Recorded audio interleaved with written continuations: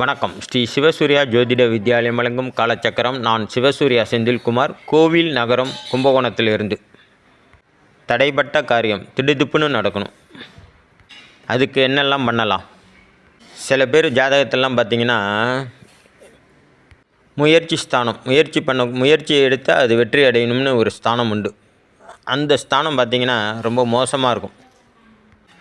உங்களுக்கு புரிகிற மாதிரி சொல்லணுன்னா, முயற்சி ஸ்தானம் அப்படின்னா ஜாதகத்தில் லக்கணத்துலேருந்து 3ஆம் இடம் முயற்சி ஸ்தானம். இந்த முயற்சி திருவினையாக்கும் அப்படின்னு சொல்லுவாங்கள்ல, இந்த முயற்சி ஸ்தானம் தான் 3ஆம் இடம். அந்த லக்கணத்துலேருந்து 9ஆம் இடம் திருவினையாக்கும்னு சொல்லக்கூடிய இடம். அப்போ இந்த முயற்சிக்கும் திருவினையாக்கும் அப்படிங்கிற வாசத்துக்கு, முயற்சி திருவினையாக்கும் அப்படிங்கிற வாசகத்துக்கு 3ஆம் இடமும் 9ஆம் இடமும் அடக்கம். முயற்சி அப்படிங்கிறது 3ஆம் இடம், திருவினையாக்கும் அப்படின்னு முடிவு பெறுறது 9ஆம் இடம். அதாவது எடுத்த காரியம் வெற்றி அடைகிறதுக்கு ரொம்ப முக்கியமான இடம் பார்த்திங்கன்னா 9ஆம் இடம். வெற்றியை குறிக்கக்கூடிய இடம் 9ஆம் இடம். முருகப்பெருமான் அந்த திருச்செந்தூரில் போர் நடக்கும்போது, திருச்செந்தூர் போர், அதாவது சூரசம்ஹாரம் நடக்கணும், சூரனை வதம் பண்ணணும் அப்படிங்கிறதுக்காக அவர் இந்த போருக்காக முயற்சி பண்ண இடம்தான் சிக்கல். அங்கே தான், அந்த சிக்கலில் தான் சிங்கார வேலருக்கு வேல் கொடுத்த இடம். அம்பிகை முருகப்பெருமான் வெற்றி அடையணும் அப்படின்னு வேல் கொடுத்த இடம் சிக்கல். சிங்கார வேலனுக்கு வேல் கொடுத்த இடம் சிக்கல். வெற்றி அடைஞ்சது திருச்செந்தூரில். காலபுருஷ தத்துவப்படி முயற்சியை குறிக்கக்கூடிய இடம் மேஷ, ரிஷபம், மிதுன ராசி முயற்சியை குறிக்கக்கூடிய இடம். முயற்சி எடுத்த காரியம் வெற்றி அடைந்திருச்சு அப்படின்னு நிரூபித்த இடம் தனுசு ராசி. காலபுருஷ தத்துவப்படி தனுசு ராசி மேஷத்துக்கு 9ஆம் இடம். அந்த 9ஆம் இடத்து அதிபதி எங்கே இருக்காருன்னு பார்த்தீங்கன்னா திருச்செந்தூரில். சரி, நம்ம இப்போ அதுக்குள்ளே போக வேணாம். ஏன் நான் இதை சொன்னேன்னா, இந்த வெற்றி யாருக்காச்சும் தடைப்பட்டுச்சுன்னா நம்ம வணங்க வேண்டிய முதல் தெய்வம் முருகப்பெருமான். அவரோட ஒரு மந்திரம் இருக்குது. அந்த மந்திரத்தோட பதிகத்தை தான் இந்த பதிவில் பார்க்க போகிறோம். இந்த முயற்சி பண்ணி பார்ப்பாங்க சில பேர். அவங்களுக்கெல்லாம் முயற்சி ஃபெயிலியர் ஆகிட்டே இருக்கும். ஒவ்வொரு நாளும் ஏதாச்சும் ஒரு புது விஷயமாக யோசித்து செயல்படுவாங்க. ஆனால் அந்த செயல்பாடு எதுவும் வெற்றி அடையாது.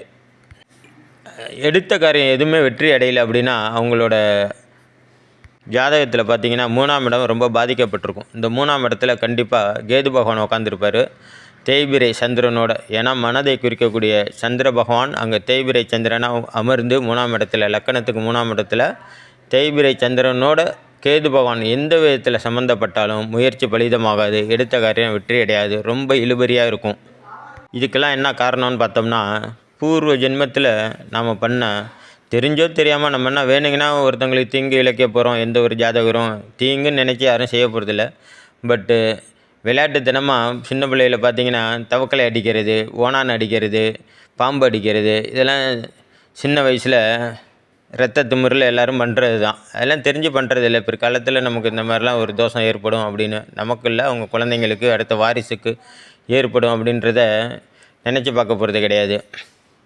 அப்படி நம்ம தெரியாமல் பண்ண சின்ன தவறுகள் பார்த்திங்கன்னா இந்த முயற்சி ஸ்தானத்தை அடையும்.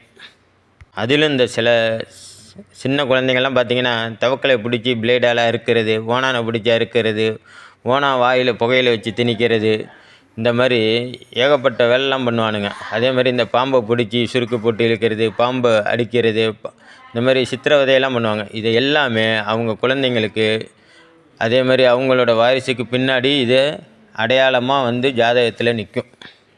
இது மாதிரி தெளிவாக இதுக்குன்னு தனியாக ஒரு பதிவு போடுறேன். பட் அதெல்லாம் சொல்ல வேண்டியதாக இருக்குது இந்த பதிவில்.